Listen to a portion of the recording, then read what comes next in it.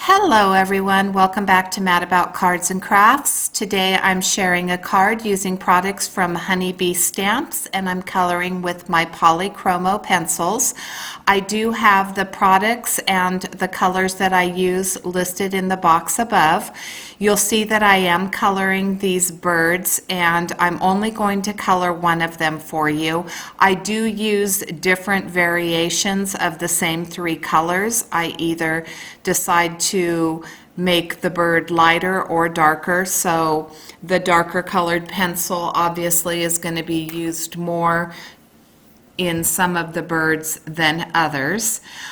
I know I'm a little bit early. I understand that spring isn't until March 20th, but I am super excited. This is my favorite time of the year. I know there are a lot of people who enjoy winter, but I am not one of them, and I am excited to lose that hour of sleep to gain an hour of daylight. So this card just makes me very, very happy. I thought that it turned out super cute and I wanted to share it with you.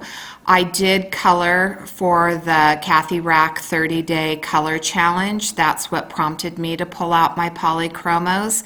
And I decided that since I was going to be coloring, I may as well film.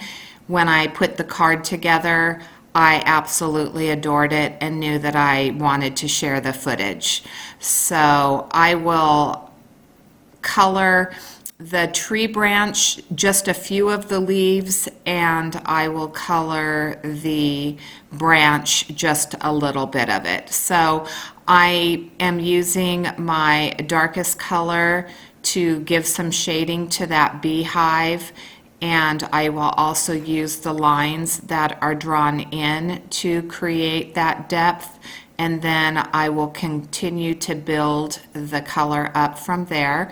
With the Polychromos or any colored pencils, it is best to have a super sharp pencil. It just gives you the better blending. And so I have, if you look back in my videos, I have my favorites from 2019, and there's a pencil sharpener that I purchased that was recommended by Sandy Alnock, and that is what I use to keep my pencils sharpened. I colored this center of the beehive in those turquoise colors, using the darkest to give me the shading around the top and the sides of that door. This is where I colored just a few of the leaves, and I'm sorry, there you go, you can see it a little bit better. So I just added a little bit at the bottom. I added some of that darker color on the sides, and then I came in with the lighter color and blended it out and filled it in. Because the spots are so, or the leaves I should say, are so tiny, it didn't take a whole lot of blending.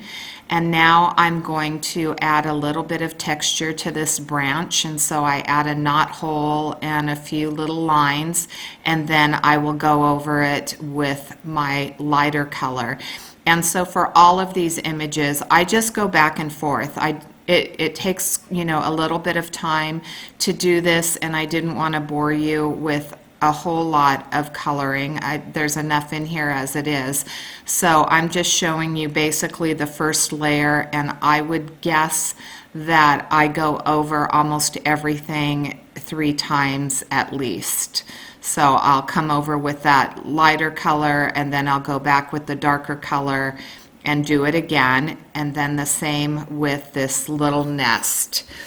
So I decided to use the Zen Florals with this because I wanted to do some coloring, and then I had this great idea for a card, and I decided to use the Honeybee Stamps Be Bold Alphas to cut out the word spring from those colored Zen Florals. And I'm going to show you a picture. There's the stamped image, and then that's the colored image. And now I'm going to use those bold alpha dies to cut out the letters to create some interest to the letters instead of just having a solid piece of cardstock. And I thought that it turned out adorable. I really like the way that this card turned out. I was really happy with my colored pencil coloring, and I hope that you enjoy this as well.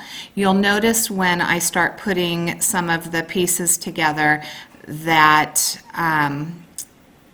I start with one design and I end up changing where I want that branch to go.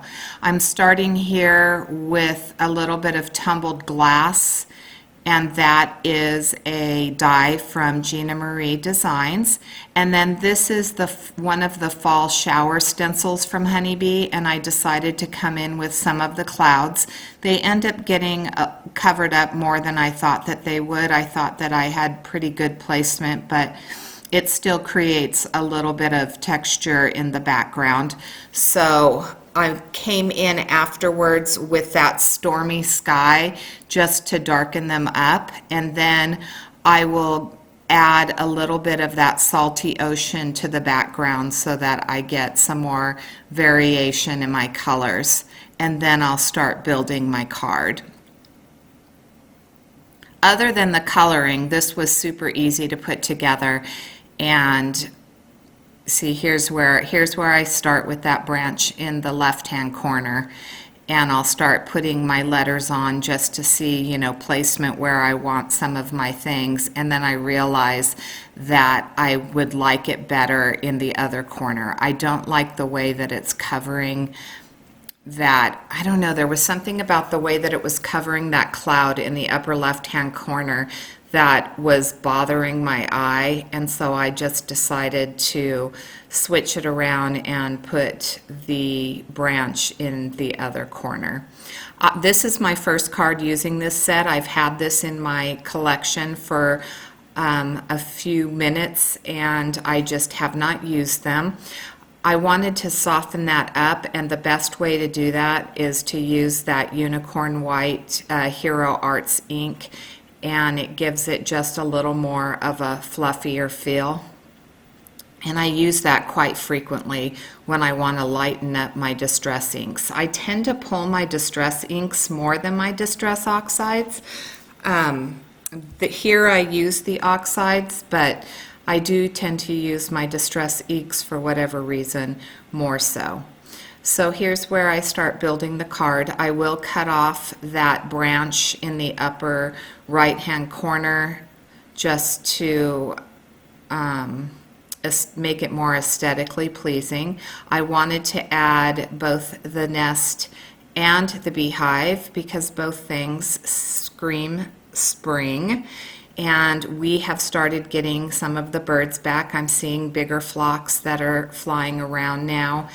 And I can't quite put out my feeders because the deer will still eat them. I have to wait until the grass turns a little bit green. Otherwise, I have to go in and out every night and bring them in, and it's too cold. I don't like to go out when it's cold, so I will wait until probably April before I put my bird feeders out. When I build this, I decide that the branches it's still just a little bit plain. I want to add a little bit more interest, so I'm going to come back in with the birds and the bees set, and there are two small flowers, and I go ahead and stamp those out. Everything is stamped with Gina K black amalgam ink. That hello sentiment came from the what did it come from? The beautiful sentiments, and so I stamped that onto a tag using the Sentiment Sweet Basics from the Greetery, and I'm going to cover up the whole of the tag with that little bee.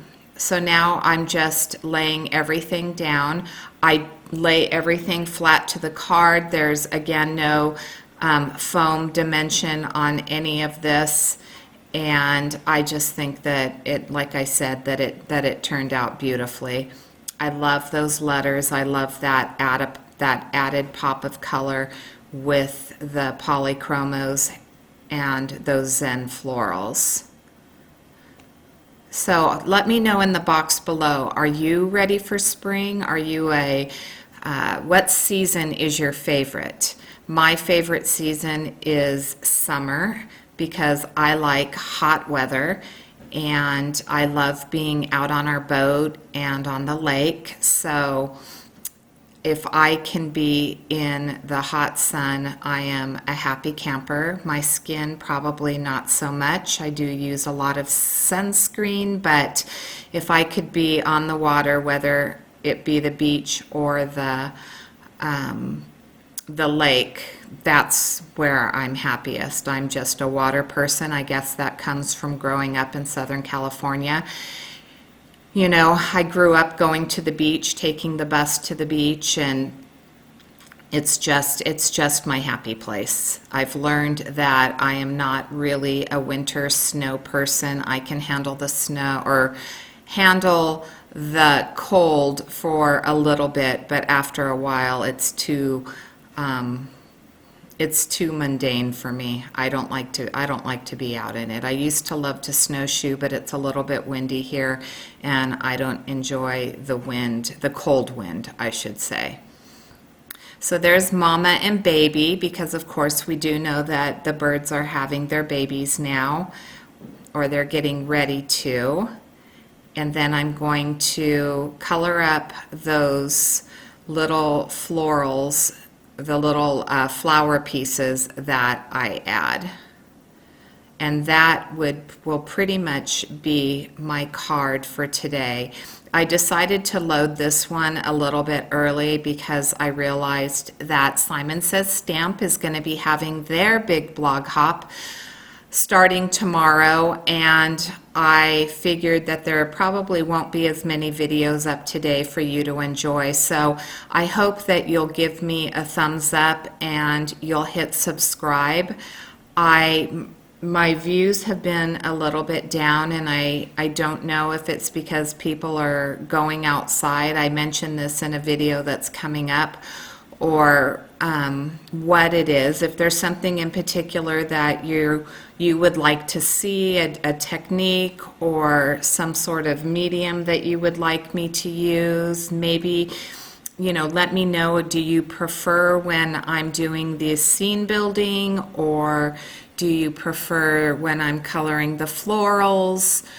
Do you like me to mix it up like I have been? Let me know in the box below, because this is really a channel that we share together, and I enjoy producing videos that allow me to interact with you and I hope inspire you. When I color the flowers right here, I'm going to color the centers with some red, and then I will come in with some orange to create a little color variation in the flowers. And they're just tiny little things. I'll also use my Uniball Signo white gel pen to add some dots to the centers of the flowers. And I color them, you know, each a little bit differently.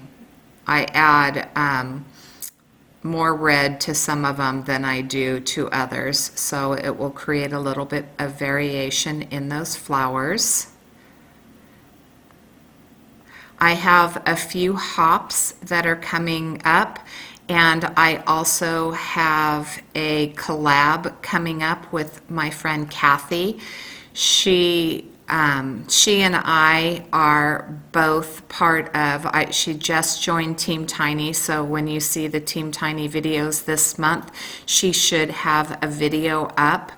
And we decided we just enjoy each other's style, and it would be fun to do a collab together. So I will link her channel below for you to check it out. She does some great scene building and slimline cards, and she's a really fun Copic colorer. So check out her channel. Again, I'm going to leave the link in the box below. I did use the coordinating dies for all of these images. So the branch, the flowers, the birds. I did use the coordinating dies. The only thing that I didn't die cut is I lost the bird that is facing to the right. I lost that die. I don't know. It popped off when I was cutting the dies, and I can't find it anywhere. So I'm hoping that one day I will locate that particular die. So I did have to use my brother's scan and cut to cut that one out. But everything else was cut out using the coordinating dies. I decided to drop some of the flowers. I had some extra flowers, and I thought, well, maybe they're dropping from the trees, so I dropped them below. Here's a close-up of my card, and then I'll show you a full view. Have a great day. Bye-bye.